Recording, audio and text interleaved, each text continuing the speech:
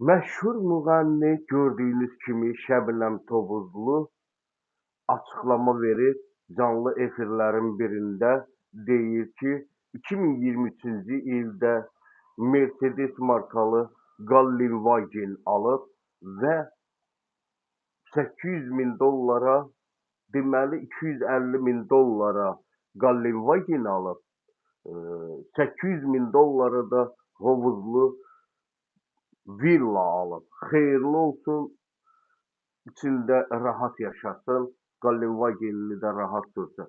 Fanatları da burada videomuzun altında ürək sözlərini yazarlar, paylaşımımızı da bəyənərlər. Təşəkkür edirəm. Şəbnəm xanım, uğurlar olsun sizə. Təşəkkür edirəm bir daha. Kanalımıza abunə olmayanlar da abunə olsunlar. Gözləyirəm.